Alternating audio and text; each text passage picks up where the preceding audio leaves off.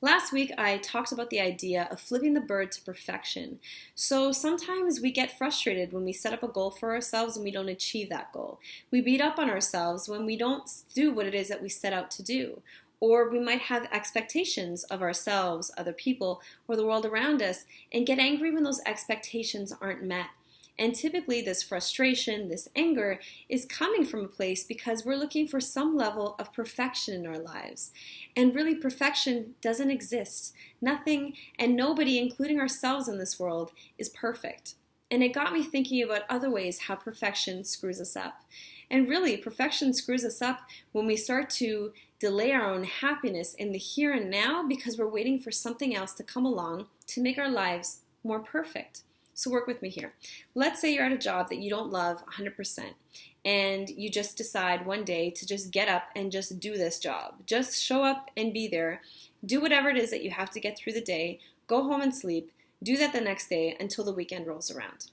So basically, you're at this job 5 days a week, 8 hours a day, 40 hours a week, maybe even more than that. And that's a lot of time and energy to invest in basically putting your power over to something and not allowing yourself to be happy within the time and space that you're in. If we say that we're not going to enjoy our jobs until we get that promotion, or if we say that we're not going to enjoy our jobs until this circumstance changes, or that client is no longer here, or I'm not working on this team anymore, what we're basically saying is that I'm going to put off my happiness until something else happens. And we can do that in other areas of our lives. We can do that in our relationships. We can say that we won't be happy in our relationship until this and that changes.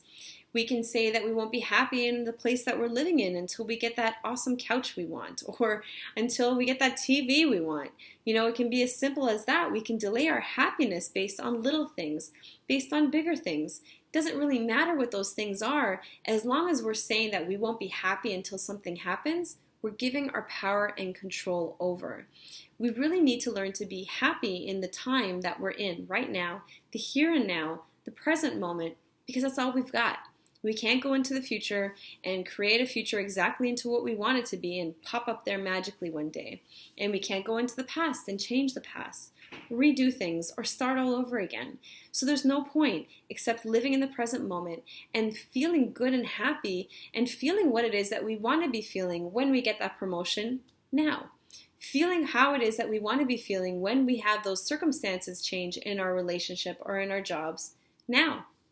And once we start feeling that way, whether it's feeling empowered or successful or happy or fulfilled, then we can really start to look around and really understand if we need to make some changes. If maybe that job isn't the best job to be at, maybe then we can start looking for something else. Or maybe if we're in a relationship that isn't serving us, maybe we can start looking at getting out of that relationship.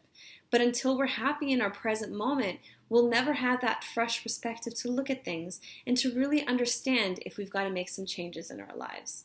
So thanks for joining me this week, and I'll see you next week.